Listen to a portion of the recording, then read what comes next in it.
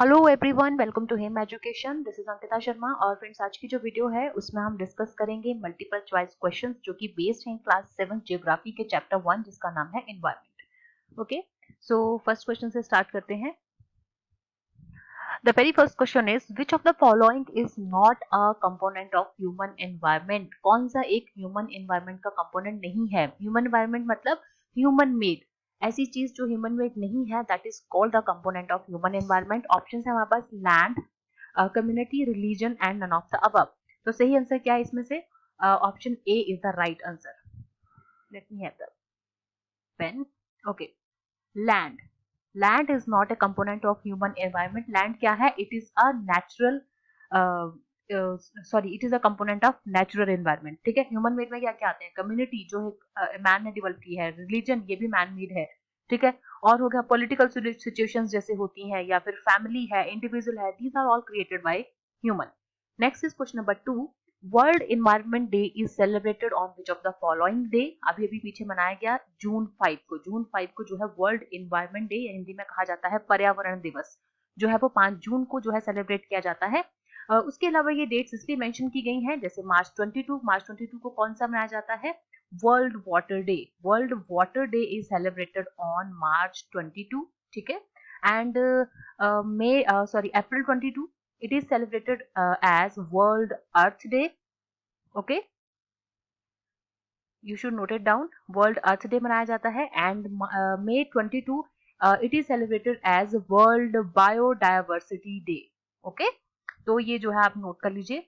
Next है question number 3। Which of the following statement is और are correct. हमारे पास दो स्टेटमेंट दी गई हैं, हमें बताना है कौन सी स्टेटमेंट जो है वो करेक्ट है। पहली स्टेटमेंट क्या है? Anything that surround living organism is called environment. जो भी हमारे आसपास है लिविंग ऑर्गेनिज्म, जैसे आप हैं, हम हैं, मैं हूं, आपके आसपास जो भी चीजें दिख रही हैं, दैट इज कॉल्ड इन्वायरमेंट। तो क्या है? ये सही है, बिल्कुल सही है। हमारे आसपास जो भी चीजें हैं, चाहे वो मैन मेड हैं, चाहे वो नेचुरल हैं, दीज और include these are called environment. और दूसरी है environment is our basic life support system and is combination of natural and human made phenomenon. बिल्कुल सही है। इन्वायरमेंट क्या है? ये हमारा बेसिक लाइफ सपोर्ट सिस्टम है। कैसे? क्योंकि इन्वायरमेंट में क्या क्या है, चाहे वो नेचुरल इन्वायरमेंट है, चाहे वो ह्यूमन मेड, ठीक है। एयर है, वाटर हो गया, एयर वाटर हो गया, लैंड, ये हमारे पास बिल्डिंग्स बनी है, गाड़ियां हैं, ट्रांसपोर्टेशन है, एवरीथिंग जो है ये हम इसी के थ्रू चल रहे हैं, ठीक है। ये हमारी एक बेसिक नीड्स है। तो ये हमारा लाइफ सपोर्ट सिस्टम है, चाहे वो कोई हो, नेचुरल हो या ह्यूमन मेड हो, सबकी अपनी अपनी क्या है, इंपॉर्टेंट है, इंपॉर्टेंस है। तो सही आंसर है इसका option C, that is both 1 and 2 are the correct options. Next है question number 4। Which of the following is a threat to environment. कौन सा एक थ्रेट है? थ्रेट है किसके लिए? इन्वायरमेंट के लिए। ऑप्शंस है growing plants, growing population, growing crops and none of the above. तो सही आंसर है option B. Option B, growing population. Growing plants and growing crops can't be a threat to environment, ठीक है। Growing population is a threat to environment. जितनी ज्यादा population होगी उतनी ज्यादा हमें डिमांड जो है जो बढ़ेगी, और उतने ज्यादा जो है लैंड चाहिए या रिसोर्सेज चाहिए, और जितने ज्यादा रिसोर्सेज यूज होंगे तो क्या होगा, उसके एडवर्स इफेक्ट जो है वो एनवायरनमेंट के ऊपर पड़ेंगे। Next question is question number 5। It is a trade in which goods are exchanged without the use of money, what is it.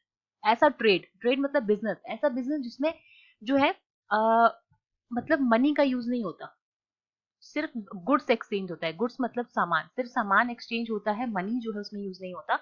क्या कहते हैं उसको? Commerce, barter system, currency system या नन ऑफ द अबव। सही answer option B, barter system. पुराने time में जो है बार्टर सिस्टम ही जो है वो ज्यादा यूज होता था, क्योंकि सामान के बदले जो है वो गुड्स के बदले जो है वो गुड्स ही दिया जाता था।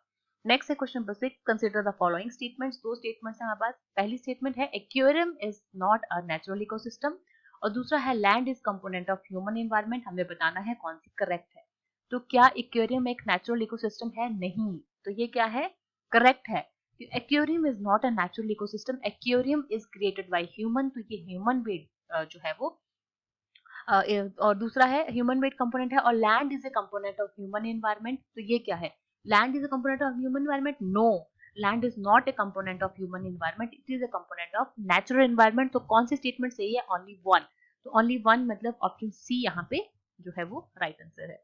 नेक्स्ट है question number 7। The domain of water is referred to as. Domain of water, जितना भी पानी है हमारी अर्थ के ऊपर किसी भी फॉर्म में, चाहे वो सीज हो, ओशियंस हो, रिवर्स हो, लेक्स हो, ग्लेशियर्स हो या फिर वाटर वेपर्स हो, तो क्या कहा जाता है? उसको कहा जाता है हाइड्रोस्फीयर। ठीक है, उसको कहा जाता है। लिथोस्फीयर तो होगी हमारी जो बिल्कुल थिन लेयर है अर्थ के ऊपर, और एटमॉस्फेयर जो हमारे आसपास पूरा जो गैसेस हैं एक तरह से जो कवर बना हुआ है हमारे अर्थ के आसपास, है ना। और बायोस्फीयर क्या है, इसको हम आगे अभी डिस्कस करेंगे। तो इस क्वेश्चन का आंसर है hydrosphere. Next question number 8, it is a narrow zone of earth where land, water and air interact with each other to support life. What is it? Narrow zone of earth, कोई भी ऐसी narrow zone या ऐसी जगह जहां पे land भी है, वाटर भी है और एयर भी है, उसको क्या कहा जाता है? उसको कहा जाता है बायोस्फीयर। अभी हम ऊपर इसी को डिस्कस कर रहे थे। बायोस्फीयर मतलब, इसका मतलब जहां पे बायोस्फीयर है वहीं पे लाइफ पॉसिबल है। क्या ऐसी जगह पे जहां पे सिर्फ लैंड ही हो, जहां पे सिर्फ लैंड हो, ना वाटर हो ना एयर हो, वहां पे रहना पॉसिबल है? नहीं। या सिर्फ जहां पे एयर हो और ना लैंड हो ना वाटर हो, वहां पे रहना पॉसिबल है? नहीं। हमें सारी चीजें चाहिए। लैंड होगा तो हमें फूड मिलेगा, एयर होगी तो हम ब्रीथ कर सकते हैं, और वाटर तो आपको पता ही है कितना जरूरी है। तो ये जहां पे तीनों चीजें आपस में मिल रही हैं, जहां पे तीनों चीजें हैं, वहां पे लाइफ पॉसिबल है, और उसी को बायोस्फीयर कहा जाता है। Next question number 9, match the following. बहुत इजी है, आप इसको जो है इजीली कर सकते हैं। इसकी मैंने नीचे ऑप्शंस नहीं दी हैं इसलिए क्योंकि हमें सिर्फ इसको आंसर जो है इसका हमने मैच आउट करना है। बायोस्फीयर क्या कहते हैं, अभी डिस्कस किया हमने। Narrow zone of air where, narrow zone of earth where air, water and land interact. तो क्या हो जाएगा? बायोस्फीयर का आंसर हो जाएगा दैट इज सी। एटमॉस्फेयर क्या है? It is the blanket of air, it is the blanket of air which supports earth. ठीक है। हाइड्रोस्फीयर क्या है? सीधा हमें पता है, it is the domain of water, water in any form is called hydrosphere. और इकोसिस्टम क्या है? इकोसिस्टम है relation between the organism and the surrounding. इसको हम आगे जो है थोड़ा सा डिटेल में डिस्कस करेंगे कि क्या होता है, ताकि आपको इजीली समझ आ जाए। नेक्स्ट है question number 10, what are the components of natural environment. अच्छा, हम बोल रहे हैं कि human environment, natural environment, components क्या है नेचुरल एनवायरनमेंट के? ह्यूमन के तो हमने डिस्कस कर लिए, जो भी ह्यूमन ने चीज बनाई है, चाहे रिलीजन हो गया, कम्युनिटी होगी, जो भी हो गया, बिल्डिंग्स होगी, जो भी ह्यूमन ने बनाई, that is human made environment. Natural environment क्या है? नेचुरल इन्वायरमेंट जो नेचर ने हमें दिया है, ऑटोमेटिकली बन के आया है। ठीक है, हमने उसमें कोई एफर्ट नहीं किए। तो क्या कहा जाता है नेचुरल इन्वायरमेंट को? बायोटिक कहा जाता है, ए बायोटिक कहा जाता है, या बोथ ए एंड बी, या नन ऑफ द अबव। तो सही answer option C, that is both A and B. दो तरह के होते हैं इसमें, बायोटिक और बायोटिक। इसको आगे हम डिस्कस करेंगे। थोड़ा सा बता दूं, बायोटिक होते हैं जो लिविंग एलिमेंट्स हो गए किसी भी वर्ल्ड के, और नॉन लिविंग जो होते हैं that is called a biotic. अब ये कैसे हैं आगे हम एग्जाम्पल के साथ इसको डिस्कस करेंगे। Next is question number 11, what is the solid crust of earth is called. Solid crust जो अपर लेयर है उसको क्या कहा जाता है? Option B, that is lithosphere. Next है question number 12, which of the following is not a natural ecosystem. कौन सा एक नेचुरल इकोसिस्टम क्या है? इकोसिस्टम होता क्या है? अभी पीछे हमने डिस्कस किया कि कोई भी ऐसी जगह जहां पे लिविंग ऑर्गेनिज्म जो है, कोई भी लिविंग ऑर्गेनिज्म जो है वो एक दूसरे के ऊपर, मतलब एक दूसरे के ऊपर डिपेंडेंट है, और वहां का जो नेचुरल इन्वायरमेंट है उसके ऊपर डिपेंडेंट है। मान लीजिए ये एक पॉन्ड है, पॉन्ड में फिश भी रह रही है, पॉन्ड में स्नेक्स भी रह रहे हैं, आसपास जो है जंगल है और वहां पे बहुत सारे एनिमल्स रह रहे हैं। मान लीजिए बियर भी रह रहा है वहां पे। बियर को क्या चाहिए? फिश चाहिए। फिश किसके ऊपर डिपेंडेंट है? जो उसमें छोटे छोटे ऑर्गेनिजम्स होंगे उसमें पानी के अंदर। ठीक है, बियर को पानी भी चाहिए, वहां पे एयर है तो उसको सांस लेने के लिए भी चाहिए एयर। ठीक है, ब्रीथ करने के लिए। तो मतलब बियर जो है वो फिश के ऊपर डिपेंडेंट है, फिश ऑर्गेनिजम्स के ऊपर डिपेंडेंट है, ऑर्गेनिज्म और किसी चीज के ऊपर डिपेंडेंट है।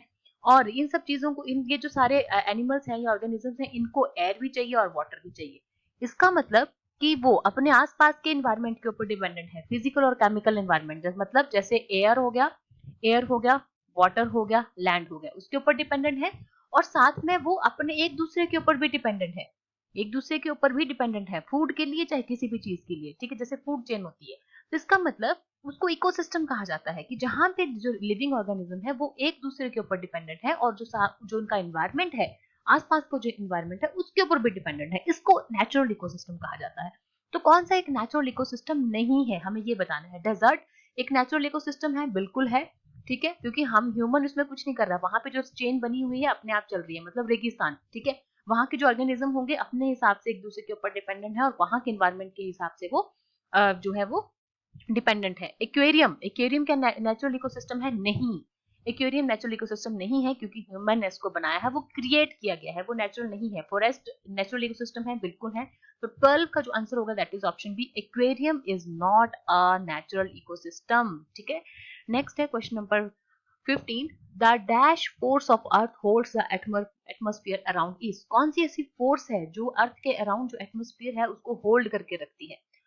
तो सही आंसर है option C, that is gravitational force, pulling force है जो हर चीज को जो है वो जो करके रखती है, होल्ड करके रखती है। ठीक है, नेक्स्ट है question number 16, dash is the solid layer और the hard top layer of the earth, that is lithosphere. पीछे भी डिस्कस किया था, बस क्वेश्चन की फॉर्म थोड़ी सी चेंज हुई है, आंसर सेम है, lithosphere is the solid layer और the hard top layer of the earth. Next है question number 17, which of the following is abiotic environment, abiotic आ गया, पीछे हमने डिस्कस किया एबायोटिक और बायोटिक दोनों क्या है, नेचुरल एनवायरनमेंट है। एबायोटिक क्या है, जो नॉन लिविंग है, आना नेचुरल में ही चाहिए पर नॉन लिविंग, नॉन लिविंग।